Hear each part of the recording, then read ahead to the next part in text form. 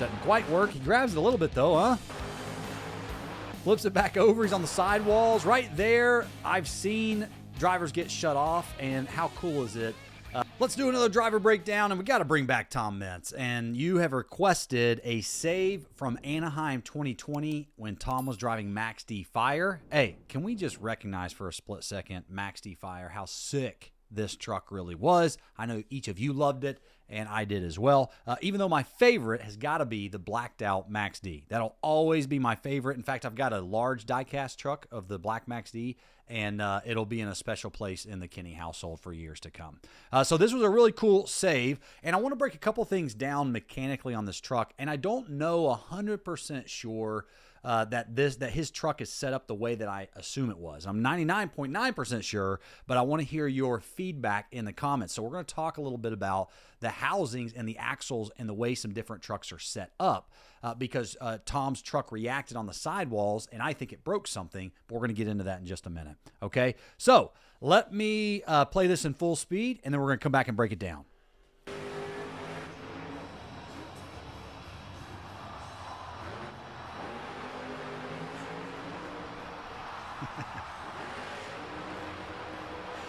Hey, shout out to the tech officials for letting that go on, too. They knew, hey, if Tom Meents is in it, there's always a chance of saving it, right?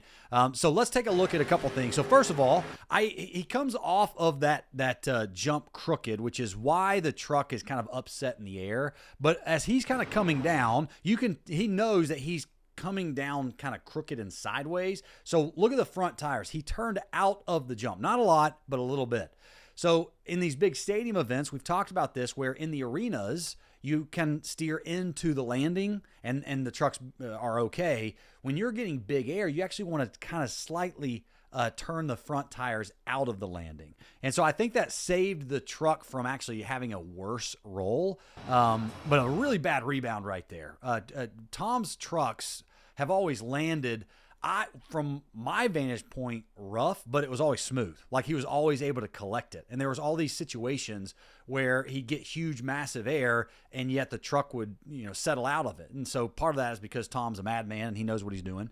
But another part of that is just the way his shocks are set up. So the old school way was like they would have one hydraulic shock and the other one was like a coil over shock, okay, with where you can almost see the springs.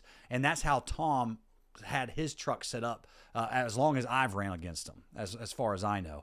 And so they always just absorbed a lot of jumps. This one did not. So he goes into a little bit of a save, and at this point, of course, he knows he's going back over. He's trying to correct the front steering and now turn from the right to the left. Doesn't quite work. He grabs it a little bit though, huh? Flips it back over. He's on the sidewalls. Right there, I've seen drivers get shut off, and how cool is it that they waited and they said, hey, let's let him try to see if he can get any traction again. And also notice when Tom hit the brake, right? Sometimes we get so much tire speed going in a save that we're our own worst enemy and we don't know when to stop the tire speed, try to settle the truck and get it to grab a different way. So he's turned back to the right. Remember, so he was tumbling, turned to the left. Now Tom's back to the right, which is crazy. It was right, left, back to the right now. But here, look at the back tires. So that back right wheel is not spinning. But Tom's truck, 99.9% sure, as long as I've known him, that he has run a spool in the front and the back. What is a spool? Well, most trucks, my truck, runs off of what we call a locker. It's off of a Detroit locker. So if you want to kind of Google Detroit lockers, but they allow both axles, if one is under pressure, it'll come unlocked. And that's why sometimes when we're in the middle of a save, the tire that's on the dirt doesn't, we either break the locker, right, that third member, and so that right tire or whatever we're trying to get to grab unlocks, and that one doesn't get the traction that we need. But a spool, you think about it more like a solid axle. So there is not a situation where one tire becomes unlocked. So Tom's truck here is not unlocked. He's broken something, as far as I know. Okay, I'm pretty certain he must have broke an axle, right? Some sort of axle in there to where it's not turning the right back tire. So the right tire is not helping him at all. The fact that he's getting the front of the truck to move is amazing, but he's turning into the dirt. getting it flipped back around, hits the brakes. Again, I highlight this a lot because that timing where you don't want the tires to turn anymore is critical. And it's all about driver feel. And I've gotten it wrong. Plenty of drivers get it wrong, and plenty of drivers get it right. But the timing of certainly a lot of these highlights that we do talk about on this channel, it's critical. And it's one of those moments where you've got to settle those tires back down. And Tom is amazing at doing that too. So here we go. Now, here's why I also know it's broken. Okay, and it's not just something that unlocked like a locker would, not that a spool can. But right here, he's pulling out of that spot. And the back left tire is clearly spinning, but that back right tire is not. So look at those BKT stickers, right? You can see them moving and rotating on that back right tire through all that dirt, but just because it's rolling along, it's not under power. And that's another reason why that jump was so crooked and crazy too, which was super cool. But yeah, cool moment, huh? So I know it was a lot there. Let's break it, or let's let it play in full speed one more time. Big air.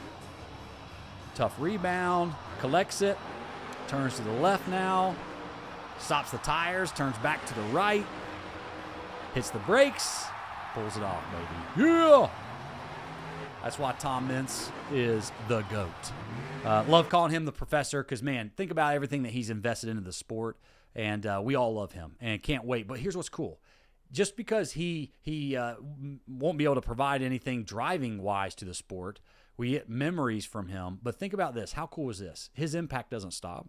He is the professor for a reason. He is still coaching and training veteran drivers. I still go to him, asking him questions, rookie drivers, and everybody in between. And so think about the fingerprints that Tom gets to leave on the sport moving forward. That's the kind of legacy that I think anyone should aspire to do. But man, will anybody have a chance to leave the type of impact on this sport like Tom Meents has, like a Dennis Anderson has? Man, that would be the dream. But sometimes instead of thinking about what we can leave, it's much better for each of us to sit back and just appreciate guys like Tom and his efforts and everything he's invested into you, into myself, and into the Monster Jam sport as a whole. All right? So thanks for watching. Like, subscribe, comment below. I love getting some of the comments from you guys. So let me know what you want to see next. Let me know if you see anything else in this moment that you think maybe I missed. And we'll see you guys, each of you, on the next Driver Breakdown.